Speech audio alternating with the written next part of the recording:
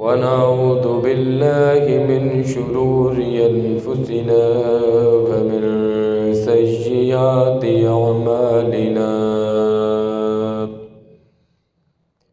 من يهده الله فلا مضل له ومن يضلله فلا هادي له ونشهد أن سيدنا ومولانا محمدًا عبده ورسوله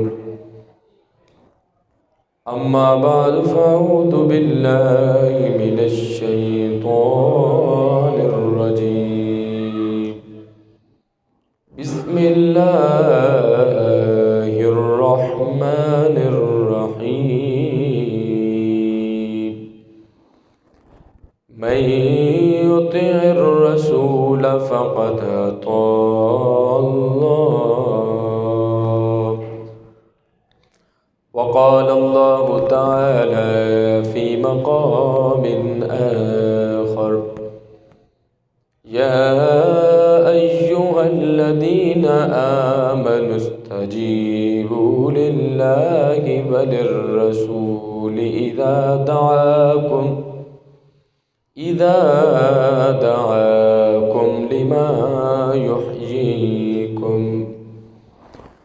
صدق الله مولانا العظيم وبلغنا رسوله النبي الكريم إن الله وملائكته يصلون على النبي يا أيها الذين آمنوا صلوا عليه وسلموا تسليما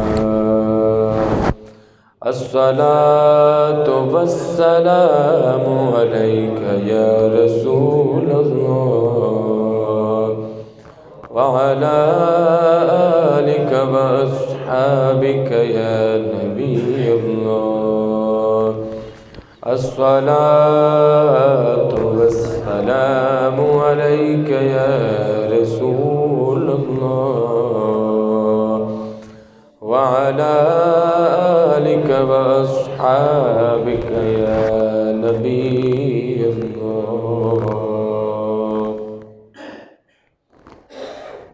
اللہ تبارک و تعالی جل جلالہ وعم نوالہ وأعظم شانہ وأتم برہانہ وأعز اسمہ کی حمد و ثنا کے بعد حضور سرور کائنات فخر موجودات باعث تخلیق کائنات زینت بزم کائنات جناب احمد مجتبی محمد مصطفیٰ صلی اللہ علیہ وآلہ وسلم کی بارگاہ عالیہ میں درود و سلام کا نذرانہ پیش کرنے کے بعد میرے انتہائی واجب الاحترام عزیز ساتھیوں، آج جمعۃ المبارک کا انتہائی رحمتوں برکتوں عظمتوں والا دن ہے۔ دعا ہے اللہ تعالیٰ میری اور آپ سب کی حاضری کو اپنی بارگاہ میں شرف قبولیت عطا فرمائے، اور جو احباب دور و نزدیک سے چل کے جمعۃ المبارک کے لیے احباب تشریف لاتے ہیں، اللہ تعالیٰ سب کو ہر قدم پر بے حساب اجر و ثواب عطا فرمائے۔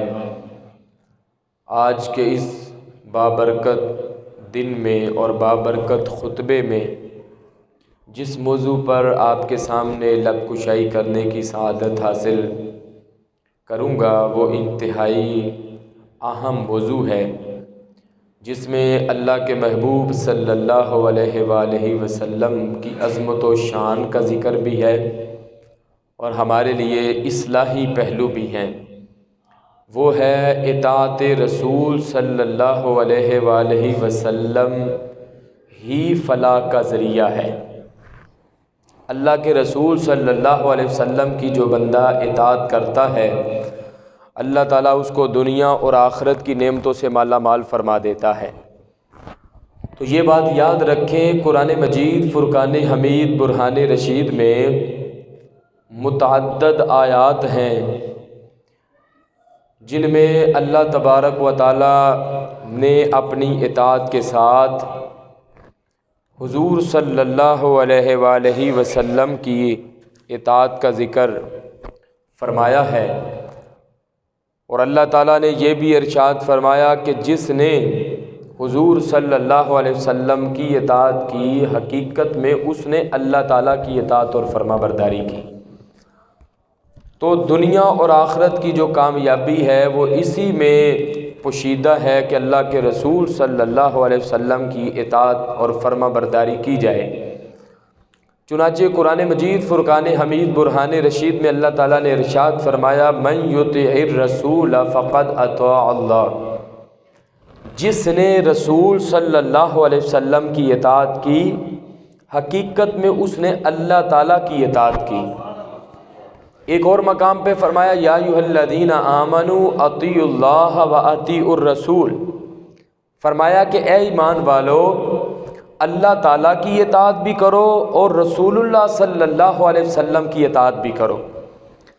بہت سے جو مستشرقین ہیں وہ حدیثوں پر اعتراضات کرتے ہیں، حدیثوں کو نہیں مانتے، وہ کہتے ہیں کہ بس قرآن کافی ہے ہمارے لیے، حدیثیں تو بعد میں بنائی گئی ہیں، تو کہتے ہیں جی گھڑ لی گئی ہیں تو اپنی طرف سے چیزوں کو شامل کر دیا گیا۔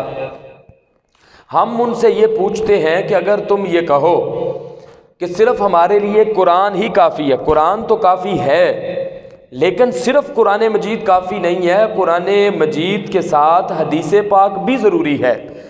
قرآن مجید جو ہے وہ لفظ ہے اور اس کی جو تشریح ہے وہ حدیث پاک نے بیان فرمائی ہے۔ اس کی سب سے بڑی مثال ہے، آپ دیکھیں کہ قرآن مجید نے فرمایا وَأَقِیمُوا الصَّلَاةَ وَآتُوا الزَّکَاةَ وَارْکَعُوا مَعَ الرَّاکعِینَ، اور نماز قائم کرو اور زکوٰۃ ادا کرو اور رکوع کرو رکوع کرنے والوں کے ساتھ۔ اب قرآن نے کہا نماز ادا کرو، تو نماز کیسے ہم نے پڑھنی ہے، رکوع کیسے کرنا ہے، سجدہ کیسے کرنا ہے، اتحیات پر کیسے بیٹھنا ہے، اتحیات میں کیا پڑھنا ہے، فجر کی کتنی رکعتیں ہیں، ظہر کی رکعتیں، عصر کی، مغرب کی، عشاء کی رکعتیں، آپ ایمان سے بتائیں کہ یہ قرآن میں ہے؟ قرآن میں تو نہیں ہے۔ قرآن نے تو کہا نماز قائم کرو، نماز پڑھو۔ اب پڑھنی کس طرح ہے، اس کے لیے ہمیں اللہ کے رسول صلی اللہ علیہ وسلم کا طریقہ دیکھنا پڑے گا۔ آپ نے ارشاد فرمایا صلو کما رأیتمونی اصلی، نماز اس طرح پڑھو جس طرح مجھے پڑھتا ہوا دیکھتے ہو۔ تو پتہ چلا حدیث پاک پر عمل کیے بغیر تو جو اسلام کا اہم رکن ہے نماز، ہم اس پہ عمل نہیں کر سکتے۔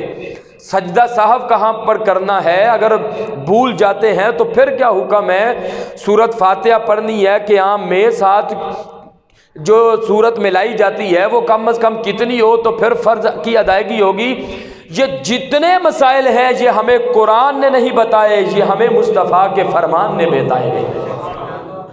اسی طرح نماز ہے، آپ روزے کو دیکھ لیں، کن صورتوں میں کفارہ ادا کرنا ہے، کن صورتوں میں روزوں کی قضا ہے، سحری کا وقت کیا ہے، افطاری کا وقت کیا ہے، یہ ساری جو تفصیل ہے یہ قرآن میں نہیں ہے، یہ اللہ کے محبوب صلی اللہ علیہ وسلم نے بیان فرمائی ہے۔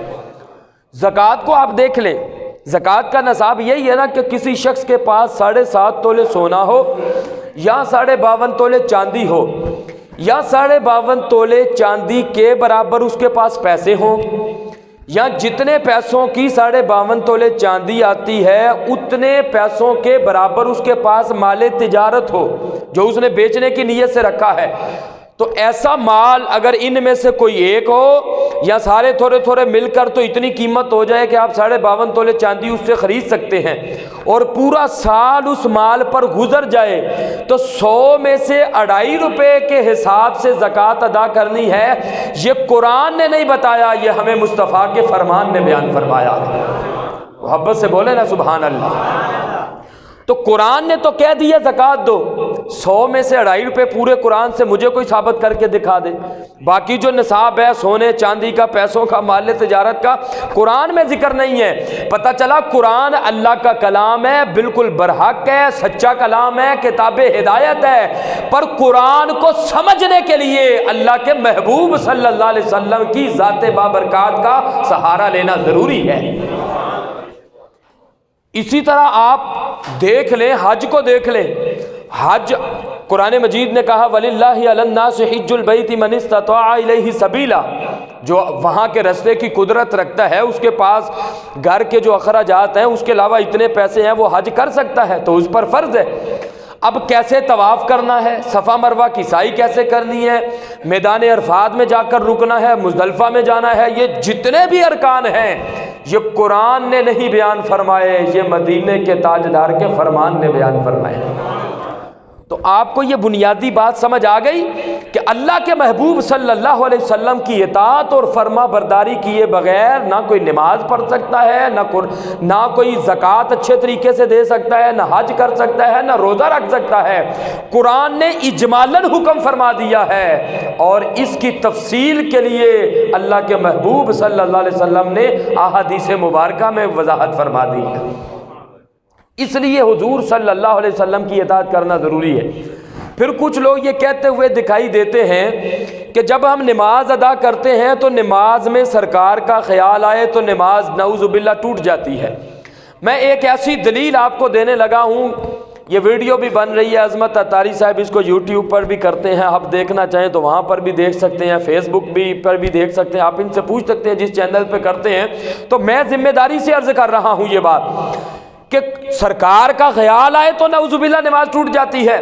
آپ ایمان سے بتائیں، جب ہم اللہ اکبر کہہ کے اپنے ہاتھوں کو باندھتے ہیں تو یہ اللہ نے تو نہیں فرمایا کہ ایسے ہاتھ باندھو، قرآن میں تو ہے نماز پڑھو۔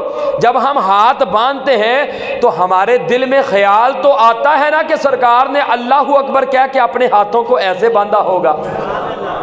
جب ہم کھڑے ہوتے ہیں تو خیال تو آتا ہے سرکار ایسے کھڑے ہوتے ہوں گے، جب رکوع میں جاتے ہیں تو خیال تو آتا ہے سرکار ایسے رکوع فرماتے ہوں گے، سجدے میں جاتے ہیں خیال آتا ہے سرکار ایسے سجدہ فرماتے ہوں گے، اتحیات پر ایسے سرکار تشریف فرما ہوتے ہوں گے، سلام ایسے پھیرتے ہوں گے، دعا ایسے پھیرتے ہوں گے، دعا ایسے کرتے ہوں گے۔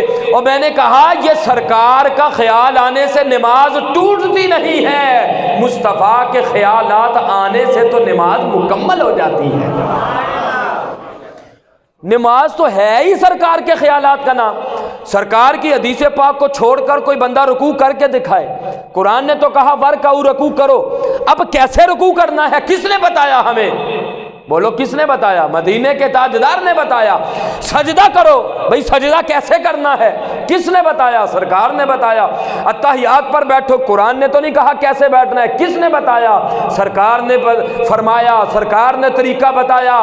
پتہ چلا کہ قرآن مجید پر عمل 100% تب ہی ہو سکتا ہے جب ہم قرآن بھی پڑھیں گے، مصطفیٰ کا فرمان بھی پڑھیں گے۔ تو سرکار کا نماز خیال آنے سے نماز ٹوٹتی نہیں ہے، بلکہ بولو نماز مکمل ہو جاتی ہے۔ اگر ٹوٹتی ہو تو پھر اتحیات میں السلام علیکہ ایھا النبی کیوں پڑھتے ہیں؟ اس کا کیا جواب ہے؟ کوئی بندہ کہے نہیں ہم نے تو پڑھا السلام علیکہ ایھا النبی لیکن توجہ سے نہیں پڑھا، تو یہ تو منافقت ہے کہ زبان پر سرکار کا نام ہو تو دل میں دماغ میں خیال ہی نہ ہو، یہ کیسے ہو سکتا ہے؟ اور اللہ تعالیٰ تو فرماتا ہے او بندے پہلی دوسری تیسری چوتھی رکعت تو نے پڑھی، تو نے خالصتاً توحید کا ذکر ہی کیا، اب اگر تو چاہتا ہے نا کہ تیری چاروں رکعتیں قبول ہو جائیں پھر مدینے والے پر درود و سلام پڑھنا پڑے گا۔ اگر نہیں پڑھے گا تو چاروں رکعتیں، 2 رکعتیں، 3 جو پڑھ رہا ہے وہ رد ہیں۔ اور اگر السلام علیکہ ایھا النبی مدینے والے میرے یار کو سلام کرے گا، فرمایا پھر ہم تیری ساری نماز کو اپنی بارگاہ میں قبول فرما لیں گے۔ اسی لیے تو پھر ہم کہتے ہیں کیا کرم کیا تیری یاد نے مجھے ستایا نماز میں۔ یہ محبت والا ستانا ہے، یہ وہ یاد عشق والی یاد ہے۔ کیا کرم کیا تیری یاد نے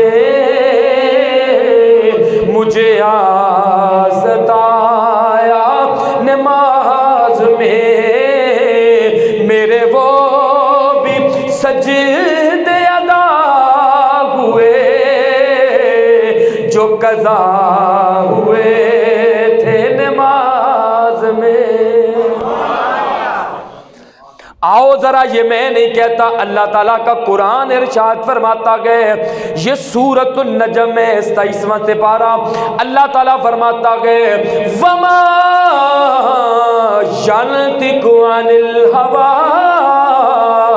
ان هو الا وحی یوحی۔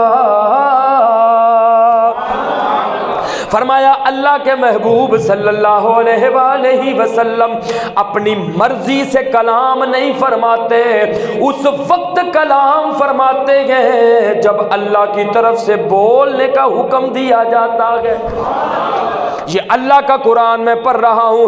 اسی طرح اللہ تعالیٰ قرآن مجید میں ارشاد فرماتا گئے، جب غزوہ بدر کے موقع پر اللہ کے محبوب صلی اللہ علیہ وسلم نے ہاتھ میں کینکریوں کو لیا، کفار کی طرف پھینکی، وہ اندھے ہو گئے، وہ کہنے لگے اللہ کے رسول نے ہماری طرف کینکریاں پھینکی ہیں۔ ابھی اللہ کا قرآن ہے، سورۃ انفال ہے، اس کی آیت نمبر 17 ہے۔ سبحان اللہ۔ اللہ کیا فرماتا ہے؟ وہ کینکریاں تو سرکار نے پھینکی تھی، لیکن اللہ نے فرمایا سورۃ انفال آیت نمبر 17 فرمایا وما رمیت اذ رمیت ولکن اللہ رمی۔ فرمایا یہ جو کینکریاں تمہاری طرف پھینکی ہیں یہ مصطفیٰ نے نہیں پھینکی، یہ تو اللہ تعالیٰ نے پھینکی ہے۔ پتہ چلا پھینکی تو سرکار نے تھی، لیکن سرکار کے پھینکنے کو اللہ تعالیٰ فرما رہا ہے یہ تو اللہ تعالیٰ نے پھینکی ہے۔ اسی طرح جب اللہ کے محبوب صلی اللہ علیہ وسلم نے حضرت عثمان غنی رضی اللہ تعالیٰ عنہ کو مکہ کی طرف جا کر بھیجا، جا کر وہاں کے حالات کا جائزہ لو، افواہ پھیل گئی کہ حضرت عثمان غنی کو نعوذ باللہ شہید کر دیا گیا۔ اللہ کے محبوب صلی اللہ علیہ وسلم نے حضرت عثمان غنی کا بدلہ لینے کے لیے حدیبیہ کے موقع پر صحابہ کرام سے بیعت لی کہ تم سب نے مل کر حضرت عثمان کا بدلہ لینا گئے۔ اب بیعت تو سرکار لے رہے ہیں، لیکن اللہ تعالیٰ فرما رہے ہیں ان الذین یبایعونک انما یبایعون اللہ۔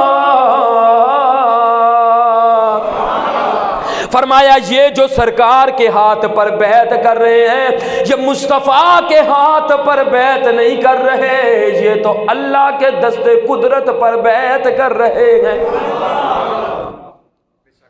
اب اس کا کیا کوئی بندہ جواب دے گا؟ کر تو ظاہری طور پر سرکار رہے ہیں، لیکن اللہ تعالیٰ فرما رہا ہے نہیں، سرکار نہیں بیعت کر رہے، یہ تو اللہ تعالیٰ بیعت فرما رہا ہے۔ ید اللہ فوق ایدیہم، فرمایا سب کے ہاتھوں پر مصطفیٰ کا ہاتھ ہے، تو یہ مصطفیٰ کا ہاتھ نہیں، یہ تو ید اللہ ہے، یہ تو اللہ کا دست قدرت ہے، جیسے اس کی شان نشان ہے۔ تو پتہ چلا کہ سرکار کے کام کرنے کو اللہ تبارک و تعالیٰ اپنا کرنا ارشاد فرما رہا ہے۔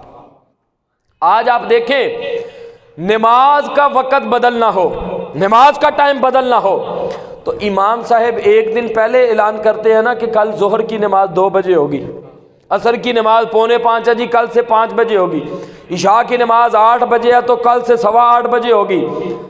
اب توجہ فرماؤ کہ سرکار دو جہاں صلی اللہ علیہ وسلم نماز ادا فرما رہے ہیں، تو آپ نے ابھی زبان مبارک سے کچھ کہا نہیں، 2 رکعتیں آپ نے پڑھی تھی، ظہر کی نماز تھی، بعض نے کہا عصر کی نماز تھی، 2 رکعتیں پڑھی تو دل میں خیال آیا کہ یہودی تانا دیتے ہیں کہ یہ کیسے رسول ہیں کہ ان کا اپنا قبلہ کوئی نہیں، ہمارا جو بیت المقدس ہے اس طرف رخ کر کے نماز ادا کرتے ہیں، تو دل میں خیال آیا کہ ہمارا قبلہ اگر بیت اللہ بن جائے، محبت سے بولے نا سبحان اللہ ذرا، دل میں خیال آیا، ابھی زبان مقدس سے اللہ کے محبوب صلی اللہ علیہ وسلم نے کچھ ارشاد نہیں فرمایا تھا، اللہ نے قرآن نازل فرما دیا، قد نرى تقلب وجهك في السماء فلنولينك قبلة ترضاها۔ فرمایا اے پیارے پیارے حبیب صلی اللہ علیہ وسلم ہم آپ کے چہرے مبارک کو آسمان کی طرف اٹھتا ہوا دیکھ رہے ہیں، ان قریب ہم آپ کا قبلہ وہی بنا دیں گے جس پر آپ راضی ہیں۔ آگے فرمایا فَوَلِّ وَجْهَكَ شَطْرَ الْمَسْجِدِ الْحَرَامِ، فرمایا جو مسجد حرام ہے، جو بیت اللہ گئے، اپنے چہرے مبارک کو ادھر پھیر لیجئے۔ اب نماز ادا کر رہے ہیں، دوران نماز جب سرکار نے بیت المقدس سے بیت اللہ کی طرف رخ کیا تو صحابہ کرام نے ایک لمحے کے لیے بھی نہیں سوچا یہ کیا ہو گیا، ہم تو نماز ادا کر رہے ہیں، اپنی جگہ کو تبدیل کریں گے سینہ پھر جائے گا، نماز تو ٹوٹ جائے گی۔ انہوں نے کہا قبلہ بیت المقدس ہے یا بیت اللہ گئے، وہ تو مصطفیٰ جانے، ہم تو مصطفیٰ کو جانے۔ یہ چھوٹی بات ہے کوئی؟ نماز ادا کرتے ہوئے قبلے کو تبدیل کیا تو صحابہ کرام نے یہ نہیں سوچا کہ بھئی اللہ کی نماز ہے، نماز تو ٹوٹ جائے گی۔ انہوں نے نہیں سوچا کہ خیال آیا تو نماز نعوذ باللہ ٹوٹ جائے گی۔ قبلے کو تبدیل کیا جا رہا ہے، جدھر مصطفیٰ نے اپنا چہرہ پھیرا صحابہ کرام نے بھی کہا قبلہ بیت المقدس ہے یا بیت اللہ ہے، وہ تو مصطفیٰ جانے، ہم اگر جانتے ہیں ہم تو اسی قبلے کو جانتے ہیں۔ می وریا کستوریاں دا جدوں یار نچوریاں زلفاں، قبلہ ادھر بنیا سائم جدھر یار نے موریاں زلفاں۔ یہ اللہ کے محبوب صلی اللہ علیہ وسلم کی عظمت و شان ہے۔ تو اللہ تعالیٰ نے بھی گویا فرمایا کہ نماز جو ہے وہ تو بعد میں مکمل ہوگی، میرے مصطفیٰ کی جو رضا ہے وہ پہلے مکمل ہوگی۔ آج ٹائم بدلنا ہو تو ایک دن پہلے بتایا جاتا ہے، وہاں پر قبلہ تبدیل کیا جا رہا ہے۔ اور قرآن مجید میں اللہ تعالیٰ نے فرمایا صحابہ کرام پر یہ ایک بہت بھاری وقت تھا، ہم نے دیکھنا چاہتے تھے کہ دیکھتے ہیں کہ قبلے کی طرف کون جاتا ہے اور مصطفیٰ کی طرف کون جاتا ہے۔ کو خشک طبیعت کا بندہ ایمان کا کمزور ہوتا تو وہ یہ نہ کرتا، لیکن صحابہ کرام وہ تھے جن کے ایک ایک بال میں عشق مصطفیٰ کا جذبہ تھا۔ انہوں نے دیکھا سرکار نے اپنا رخ پھیر لیا، انہوں نے بھی فوراً نماز کی حالت میں مصطفیٰ کے نقش قدم پر چلتے ہوئے اپنا رخ قبلے کی طرف فرما لیا۔ قرآن مجید کے ایک اور مقام پہ اللہ تعالیٰ نے ارشاد فرمایا، یہ نامہ سے پارہ ہے، فرمایا یا ایھا الذین آمنوا استجیبوا للہ وللرسول اذا دعاکم لما یحییکم، فرمایا کہ اے ایمان والو تم جس حالت میں بھی ہو، جب تمہیں اللہ رسول بلائے تو فرمایا کہ فوراً تم ان کی بارگاہ میں حاضر ہو جاؤ۔ اب اللہ تعالیٰ نے تو بلانا نہیں کسی کو، سرکار نے ہی بلانا تھا اپنے وقت میں۔ تو حضرت سعید بن معلہ رضی اللہ تعالیٰ نماز ادا کر رہے تھے تو ادھر سرکار نے آواز دی تو وہ سوچ میں پڑ گئے کہ ایک طرف نماز ہے، دوسری طرف مصطفیٰ کا فرمان ہے، تو کیا کیا جائے۔ سوچا کہ نماز مکمل کر کے ہی سرکار کی بارگاہ میں حاضر ہوتا ہوں۔ جب نماز مکمل کی تو سرکار نے فرمایا بھائی میں نے تمہیں بلایا تھا تو تم آئے کیوں نہیں؟ عرض کیا یا رسول اللہ صلی اللہ علیہ وسلم میں نماز ادا فرما رہا تھا۔ آپ نے کیا فرمایا؟ آپ نے فرمایا سعید بن معلہ اگر میں ہی نہ ہوتا تو تجھے نماز کہاں سے ملتی؟ نماز تو میرا صدقہ ملی ہے، روزہ تو سرکار کا صدقہ ملا ہے، زکوٰۃ تو سرکار کا صدقہ ملی ہے، اور قرآن تو مصطفیٰ کا صدقہ ملا ہے، انبیاء کو نبوت تو مصطفیٰ کا صدقہ ملی ہے، رسولوں کو رسالت تو اس مدینے کے تاجدار کا صدقہ ملی ہے۔ ہاں اگر مجھے اور آپ کو رحمان بھی ملا ہے تو مصطفیٰ کا صدقہ ہمیں ملا۔ سرکار دو جہاں صلی اللہ علیہ وسلم نے فرمایا اگر میں ہی نہ ہوتا تو نماز کیسے ملتی؟ اور سرکار نے کیا فرمایا؟ فرمایا اے سعید بن معلہ کیا تو نے اللہ کا قرآن نہیں پڑھا؟ یا ایھا الذین آمنوا استجیبوا للہ وللرسول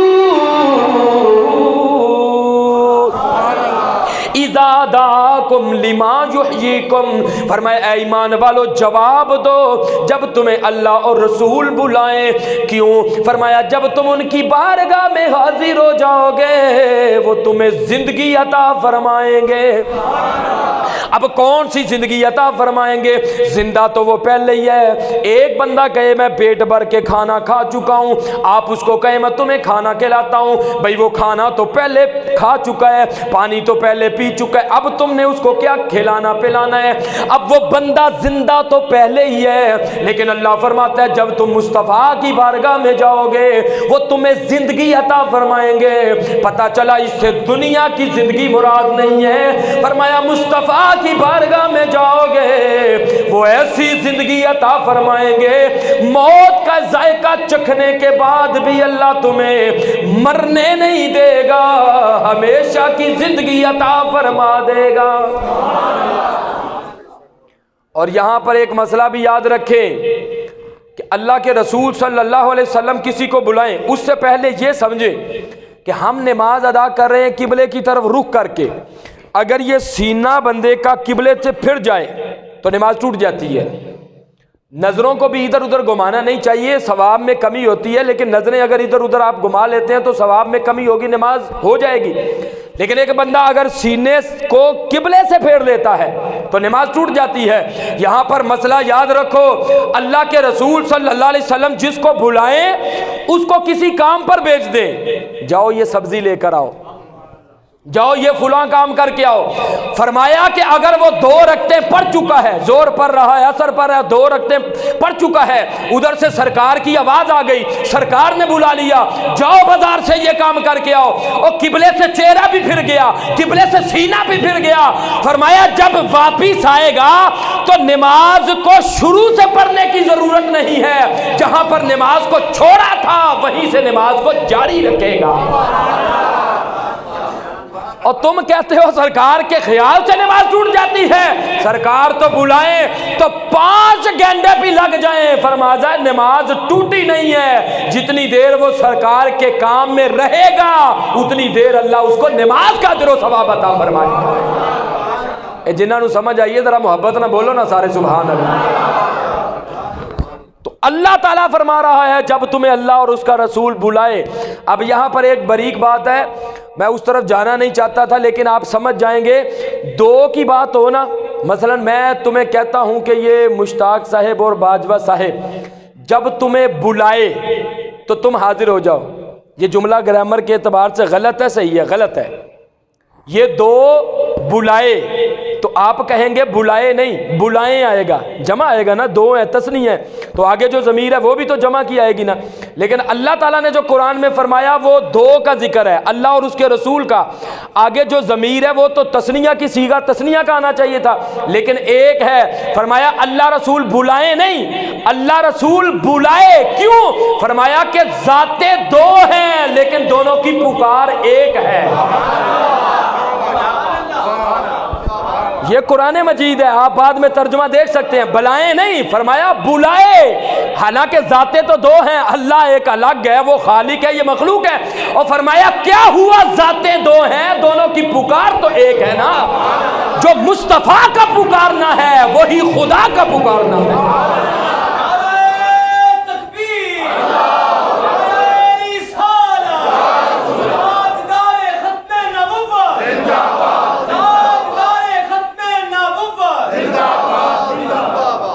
ہاتھ اٹھا کے نعرے کا جواب دیجئے نا، تاجدار ختم نبوت۔ اب یہ اللہ تعالیٰ کا قرآن سماعت فرماؤ، اللہ تعالیٰ قرآن میں تکبر کی مذمت فرماتا گئے، تکبر سے تم نے نہیں چلنا، اکر کر تم نے نہیں چلنا، اللہ فرماتا گئے وَلَا تَمْشِ فِي الْأَرْضِ مَرَحًا إِنَّكَ لَن تَخْرِقَ الْأَرْضَ وَلَن تَبْلُغَ الْجِبَالَ طُولًا۔ قرآن پہ یار مٹھیاں نہیں، ذرا سینے دا زور لگا کے بولنا سبحان اللہ۔ فرمایا تو زمین میں اکر کے نہ چل، نہ تو زمین کو پھاڑ سکتا ہے، نہ پہاڑ کی بلندیوں تک پہنچ سکتا ہے۔ تکبر کی اللہ مذمت فرما رہا ہے، لیکن جو میں جملہ کہنے لگا ہوں، جو وہاں پر گئے ہیں وہ بڑے محظوظ ہوں گے۔ یہاں پر تکبر سے اکر کے چلنا منع گئے، پر ایک جگہ وہ گئے جہاں اکر کر چلنے پر اللہ اجر و ثواب عطا فرماتا۔ یہ جو گئے ہیں ان کو پتہ چل گیا، یہاں پر اکر کے چلو، سینہ تان کے چلو، اللہ فرماتا ہے نا نا، منع گئے، تو پہاڑ کی بلندیوں تک نہیں پہنچ سکتا، زمین کو بھی نہیں پھاڑ سکتا۔ یہاں پر تکبر سے چلنا منع گئے، اکر کے چلنا منع گئے، اللہ آپ کو لے جائے بیت اللہ شریف، سبحان اللہ، آپ کو اللہ تعالیٰ لے جائے مکہ شریف، آپ جب حجر اسود کے استلام کر کے خانہ کعبہ کا طواف کریں گے، حکم یہ ہے پہلے 3 چکر سینہ تان کے اکر کے لگاؤ۔ یا اللہ تکبر کرنا تو منع ہے، اکر کے چلنا تو منع ہے۔ فرمایا ہاں ہاں منع تو ہے، یہاں پر میرے محبوب نے چکر لگائے ہیں، انہوں نے پہلے 3 اکر کے چکر لگائے ہیں، یہاں پر اکر کے چلنا ثواب ہے۔ اس کی وجہ کیا ہے، کیوں اکر کے چکر لگائے؟ اس لیے جب مکہ فتح ہوا تو صحابہ کرام طواف کرنے لگے، تو جو کفار تھے وہ چھتوں پہ کھڑے تھے، وہ کہنے لگے صحابہ کرام کو مدینے نے کمزور کر دیا، یہ بورے ہو گئے۔ سرکار نے فرمایا ذرا تم خانہ کعبہ کے چکر اکر کے لگاؤ، ان کو پتہ چلے مسلمان بورے نہیں ہوئے ہیں، مسلمان ابھی جوان ہیں۔ اب کیوں خانہ کعبہ کے 3 اکر کے رمل اس کو کہا جاتا ہے نا، پہلے 3 چکر وہ چادر لے کر تو اکر کے لگاؤ پہلوانوں کی طرح، کیوں؟ حالانکہ تکبر سے اکر کے چلنا تو منع ہے۔ فرمایا منع تو ہے، جس کو مصطفیٰ منع فرما دے وہ منع ہے، جس کو پسند فرما دے اس کو اللہ بھی پسند فرما لیتا۔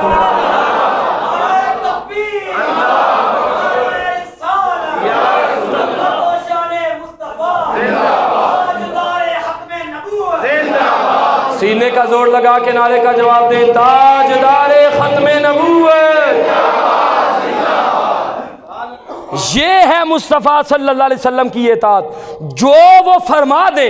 فرمایا کہ بس اس کو لے لو، اس پہ بحث نہ کرو، عقل نہ اپنی لڑاؤ کہ یہ فائدہ ہے، یہ نفع ہے، نقصان۔ فرمایا جو مصطفیٰ فرما دے اس میں بہتری ہی بہتری ہے، تمہاری عقل میں آئے یا نہ آئے، جو سرکار دے اس کو لے لو۔ دنیا میں بھی کامیابی ہے، قبر میں بھی کامیابی ہے، مرنے کے بعد بھی اللہ کامیابی ہے۔ اچھا مجھے یہ بتائیں، 5 نمازیں ہم پڑھتے ہیں، فجر کی نماز، مغرب کی نماز، عشاء کی نماز میں قرات اونچی کیوں ہے تو ظہر عصر میں آہستہ کیوں ہے؟ ظہر عصر میں آہستہ پڑھی جاتی، فجر میں کیوں بلند آواز سے ہے، مغرب میں کیوں بلند آواز سے، عشاء میں کیوں بلند آواز سے، ظہر عصر میں آہستہ ہے؟ اس لیے کہ ظہر کے ٹائم جب نماز ادا کرتے تھے صحابہ کرام تو کافی، مفتی احمد یار خان نعیمی رحمۃ اللہ تعالیٰ علیہ نے لکھا تفسیر نعیمی میں، تو کفار آ کر ڈول ڈمکا کیا کرتے تھے، عصر کے وقت بھی آ کر تالیاں بجاتے تھے، مغرب کے ٹائم وہ نہیں آتے تھے، کھانے میں مشغول ہوتے تھے، عشاء ٹائم وہ جلدی سو جایا کرتے تھے، نہیں آتے تھے، فجر ٹائم وہ لیٹ اٹھتے تھے، نہیں آتے تھے۔ سرکار نے فرمایا ظہر عصر میں یہ نہیں، ظہر عصر میں آتے ہیں اس لیے اس میں تم آہستہ قرات کر لیا کرو، مغرب عشاء فجر میں نہیں آتے اس لیے تم بلند آواز سے قرات کر لیا۔ کسی کی جرأت ہے کہ وہ اللہ کے بنائے ہوئے قانون کو تبدیل کرے، اس میں ترمیم کرے، اس میں تحریف کرے؟ اور بھائی پھر ماننا پڑے گا، امتی امتی ہوتا ہے، آقا آقا ہوتا ہے۔ تم کہتے ہو ہم سرکار جیسے، اور بندوں میں ان جیسا ہونا تو بہت دور کی بات ہے، ان جیسا تو نبیوں میں سے بھی کوئی نہیں ہے، ان جیسا تو رسولوں میں سے بھی کوئی نہیں ہے۔ جن نمازوں میں سرکار نے قرات کو آہستہ پسند فرما لیا وہ آج تک ہم سری قرات کر رہے ہیں، جس میں بلند آواز کو پسند فرما لیا اس میں ہم جہری بلند آواز سے نماز میں قرات فرما رہے ہیں۔ ایمان سے بتاؤ یہ اللہ کے رسول صلی اللہ علیہ وسلم کی اطاعت میں فائدہ ہے کہ نہیں؟ حضور صلی اللہ علیہ وسلم نے صوم وصال کے روزے رکھے۔ صوم وصال کا مطلب ہے آپ روزہ رکھتے تھے، افطاری نہیں فرماتے تھے، پھر روزہ پھر روزہ پھر روزہ۔ صحابہ کرام کی ذات پر قربان جائیں، وہ یہ نہیں دیکھتے تھے کہ اس میں سرکار کر رہے ہیں تو کیوں کر رہے ہیں، نہیں، وہ فرماتے تھے یہ تو سرکار جانے، ہم سرکار کو جانے۔ تو صحابہ کرام نے بھی روزے رکھنے شروع کر دیے۔ جب روزے رکھے تو اتنے روزے رکھے کہ کمزور ہو گئے، تو مسجد میں آنا چھوڑ دیا، گھر میں نمازیں ادا کرنا شروع کر دی۔ حضور صلی اللہ علیہ وسلم کو آپ پتہ چلا، آپ نے فرمایا بھئی فلاں کدھر ہے، فلاں کدھر ہے، فلاں کدھر ہے، کیوں نہیں آئے، سب کو بلاؤ۔ جب سارے آ گئے، سرکار دو جہاں صلی اللہ علیہ وسلم نے پوچھا بھئی تم نماز ادا کرنے کے لیے کیوں نہیں آ رہے تھے؟ عرض کیا یا رسول اللہ صلی اللہ علیہ وآلہ وسلم، آپ نے لگاتار روزے رکھے، ہم نے بھی رکھنے شروع کر دیے۔ اللہ کے محبوب صلی اللہ علیہ وسلم نے کیا فرمایا؟ فرمایا اے میرے صحابہ، ایکم مثلی، فرمایا اے ابو بکر، عمر، عثمان، علی، طلحہ، زبیر، سعد، بلال، تم میں مجھ جیسا کون ہے؟ کسی نے نہیں کہا سرکار ہم بھی کھاتے، آپ بھی کھاتے، ہم بھی پیتے، آپ بھی پیتے، ہم آپ جیسے ہیں۔ سب نے اپنی نظروں کو جھکا لیا، عرض کیا حضور آپ جیسا تو نبیوں میں سے بھی کوئی نہیں ہے، آپ جیسا تو رسولوں میں سے بھی کوئی نہیں ہے۔ اور سرکار دو جہاں صلی اللہ علیہ وسلم نے آگے کیا فرمایا؟ فرمایا انی ابیت یطعمنی ربی ویسقینی، فرمایا تم دیکھتے ہو میں کچھ کھاتا پیتا نہیں ہوں، جب میں رات کو سو جاتا ہوں میرا رب مجھے کھلا بھی دیتا ہے، مجھے پلا بھی دیتا ہے۔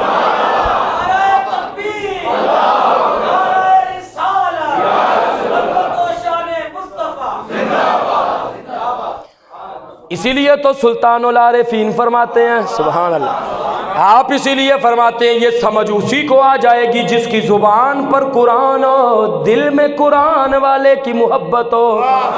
صرف سجدے کرنے سے، رکوع کرنے سے، تسبیحاں پھیرنے سے کام نہیں چلے گا۔ فرماتے ہیں کہ تسبیح پھری تے دل نہ پھریا، تسبیح پھری تے دل نہ پھریا، تے کی کرنا تسبیحاں نوں پھڑ کے۔ ہو ذرا سینے دا زور لگا کے کہو نا ذرا،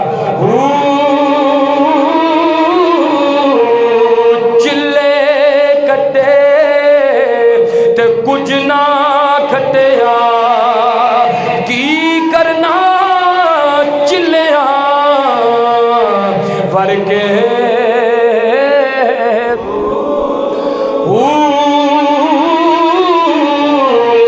علم پڑھیا ادب نہ سکھیا، تے کی کرنا علمانو پڑھ کے۔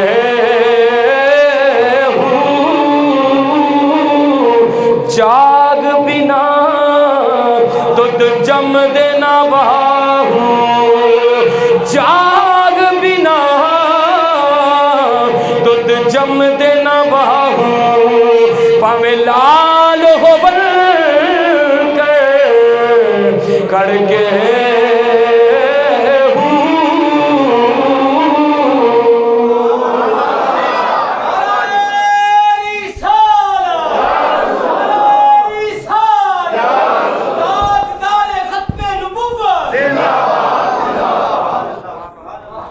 حضرت علی المرتضیٰ رضی اللہ تعالیٰ، آپ نے واقعہ سنا ہے لیکن اس سے میں دو تین نئی باتیں انشاءاللہ آپ کو بتاؤں گا تو آپ کے چہرے پھول کی طرح انشاءاللہ کھلکھلا اٹھیں گے۔ جب اللہ کے محبوب صلی اللہ علیہ وسلم نے نماز عصر ادا فرما لی تھی تو حضرت علی المرتضیٰ رضی اللہ تعالیٰ نے ابھی نماز عصر ادا کرنی تھی، تو مقام صحابہ کے موقع پر حضور صلی اللہ علیہ وسلم نے حضرت علی المرتضیٰ رضی اللہ تعالیٰ کی گود میں اپنا سر مبارک رکھا تو سرکار نے آرام فرمانا شروع کر دیا۔ اب آرام فرما رہے ہیں، سورج غروب ہو رہا ہے۔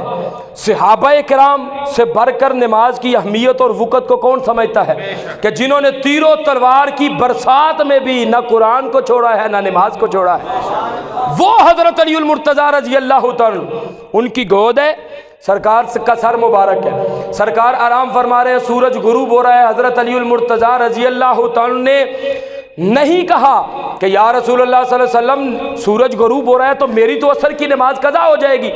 سورج غروب ہو گیا، نماز عصر چلی گئی، لیکن جب روئے، آنسو کے جو قطرے تھے سرکار کے چہرے مبارک پر پڑے تو آپ نے پوچھا کیا ہوا؟ عرض کیا یا رسول اللہ صلی اللہ علیہ وسلم عصر کی نماز قضا ہو گئی، سورج غروب ہو گیا تو میں نے آپ کو نہیں ہلایا تاکہ بے ادبی نہ ہو جائے۔ حضرت علی نے بھی یہی کہا ہوگا، نمازیں گر قضا ہوں پھر ادا ہوں، یہ صرف عشق والوں کے لیے ہے۔ نمازیں گر قضا ہوں پھر ادا ہوں، نگاہوں کی قضائیں کب ادا ہوں۔ حضرت علی نے بھی فرمایا نماز عصر چھوڑ دوں گا، نماز عشق چھوڑوں تو کیوں چھوڑوں، وفا کے سلسلے کی یہ رسم چھوڑوں تو کیوں چھوڑوں۔ سورج غروب ہو گیا، سرکار اٹھے، آپ نے فرمایا کہ علی پریشان کیوں ہوتا ہے، سورج بھی اپنا ہی ہے، چاند بھی اپنا ہی ہے، سورج بھی اپنا، چاند بھی اپنا، زمین بھی اپنی، آسمان بھی اپنی اپنا ہے، رب بھی اپنا ہے۔ فرمایا کہ علی بتا نماز عصر قضا ادا کرنا چاہتا ہے؟ ادا۔ عرض کی حضور ادا ہو جائے تو کیا بات ہے؟ سرکار اٹھے، آپ نے دعا کی کہ یا اللہ تیرا بندہ علی تیرے اور تیرے رسول کی اطاعت میں تھا، اس شہادت کی انگلی سے سورج کو اشارہ کیا، سورج واپس عصر کے مقام پر آ گیا۔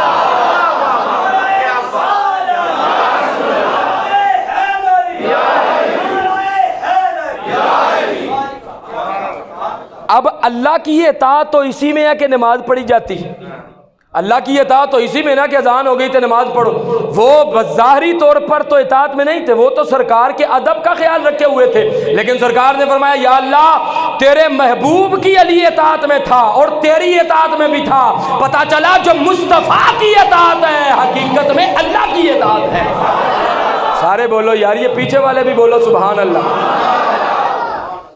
ایک بات چونکہ بڑی وزنی تھی تو میں نے کہا شاید کسی کو ہضم نہ ہو، محبت والوں کو تو ویسے حوالے کی ضرورت نہیں ہوتی، لیکن چونکہ ویڈیو بن رہی ہوتی ہے شاید بعد میں کسی کے پاس جائے تو وہ کہے قاری صاحب نے شاید ایسے ہی بات کر دی ہے، تو میں یہ آپ کے سامنے بخاری شریف لے کے آیا ہوں حوالے کے طور پر۔ اس کی دوسری جلد ہے جو میرے پاس ہے، فرید بک سٹال سے چھپی ہے، اور کتاب کا ہے کتاب بدء الخلق، کتاب بدء الخلق، اور اس کا پیج نمبر ہے 221۔ حدیث پاک میں حضور صلی اللہ علیہ وسلم نے حضرت ابو ذر غفاری رضی اللہ تعالیٰ سے پوچھا کہ اے ابو ذر کیا تجھے پتہ ہے کہ جب سورج غروب ہوتا ہے تو کہاں جاتا ہے، کیا کرتا ہے؟ انہوں نے عرض کیا یا رسول اللہ صلی اللہ علیہ وسلم اللہ جانتا ہے اور اللہ کا رسول جانتا ہے۔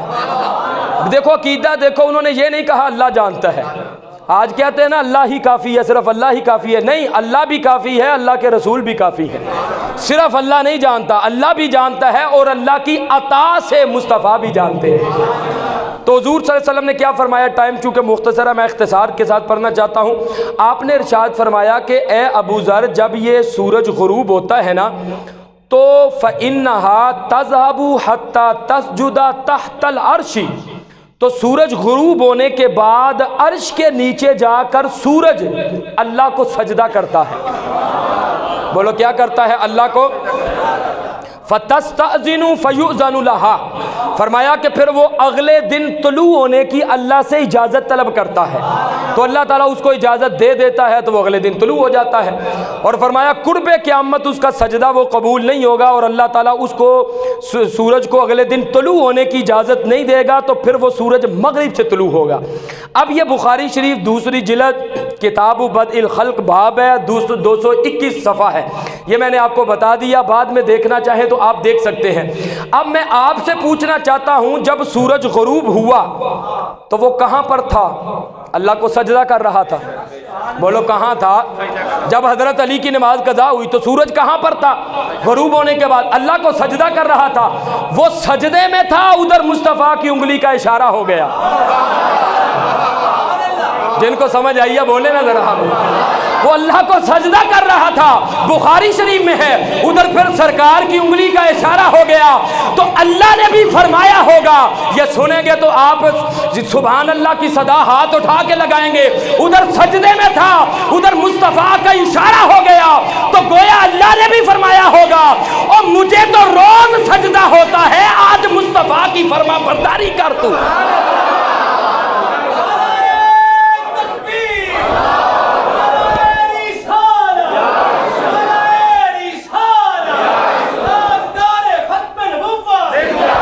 کیوں جی؟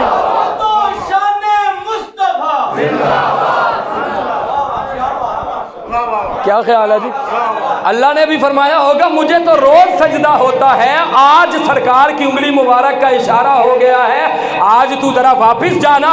تو سرکار نے انگلی کا اشارہ کیا تو شہادت والی انگلی کی طاقت کا یہ عالم ہے، اشارہ کرے سورج واپس آ جائے، پورے ہاتھ کی طاقت کا کیا عالم ہوگا، پورے بازو کی طاقت کا کیا عالم ہوگا، سر مبارک کے بالوں سے لے کر پاؤں کے ناخنوں مبارک تک مصطفیٰ کے پورے جسم اطہر کی طاقت کا کون اندازہ لگا سکتا ہے؟ اور میں تیزی میں 2 منٹ میں بات مکمل کرنا چاہوں گا۔ سارے صحابہ کرام جب نماز پڑھتے تھے وہ سورج کو دیکھتے تھے، کبھی سورج نے کسی کو نہیں دیکھا تھا۔ حضرت علی بھی سورج کی طرف دیکھ کر ظہر عصر مغرب اس طرح نمازیں پڑھا کرتے تھے۔ ایک مرتبہ سرکار پر نماز قربان کی، سرکار نے نماز ادا فرمائی، قضا نہیں ہوئی، ادا کی، اور فرمایا کہ تو نے مجھ پہ نماز قربان کی ہے، پہلے تو سورج کو دیکھتا تھا، اب سورج علی کو دیکھ رہا ہے۔ اب سورج علی کو دیکھ رہا ہے۔ آپ ناز دیکھیں نا، کب علی کی نماز مکمل ہوگی میں غروب ہو جاؤں گا، کب علی کا سجدہ مکمل ہوگا میں غروب ہو جاؤں گا۔ مولا علی نے واری تیری نیند پر نماز، وہ بھی اثر جو سب سے اعلیٰ خطر کی ہے۔ یہ جو نماز اثر ہے، یہ علماء موجود ہیں، اپنا قاری علی حمزہ صاحب، ادھر ماشاءاللہ دوسرے قاری صاحب بھی موجود ہیں، ان سے پوچھے دوسرے سے بارے میں اللہ نے بطور خاص اثر کی نماز کے لیے فرمایا حافظوا علی الصلوات والصلاۃ الوسطی، نمازوں کی حفاظت کرو، خاص طور پر عصر کی نماز کی۔ کیوں؟ فرمایا یہ کاروبار بند کرنے کا وقت ہوتا ہے، گھر میں جانے کا ہوتا ہے، لوگ کہتے ہیں چلو خیر ہے۔ فرمایا اس وقت جب کاروبار بند کر رہے ہو، رستوں میں جا رہے ہو، آ رہے ہو، اس وقت ساری چیزوں کو چھوڑ کر نماز پڑھو گے تو پھر تمہارا پتہ چلے گا۔ سب سے جو اعلیٰ نماز جس کی حفاظت کا ذکر اللہ نے قرآن میں فرمایا، تو مولا علی نے واری تیری نیند پر نماز، وہ بھی اثر جو سب سے اعلیٰ خطر کی ہے۔ آگے سنیں گے تو انشاءاللہ مجھے نہیں کہنے کی ضرورت پڑے گی، بولو سبحان اللہ، بلکہ صدیق غار میں جان ان پہ دے چکے۔ ادھر نماز واری جا رہی ہے، ادھر جان واری جا رہی ہے۔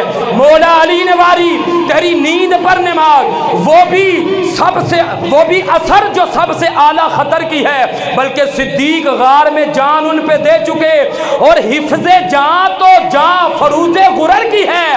ہاں تو نے انہیں جان دی، انہیں پھیر دی نماز، پر وہ تو کر چکے جو کرنی بشر کی ہے، لہذا ثابت ہوا جملہ فرائض فرو ہے، اصل الاصول بندگی استاج بر کی ہے۔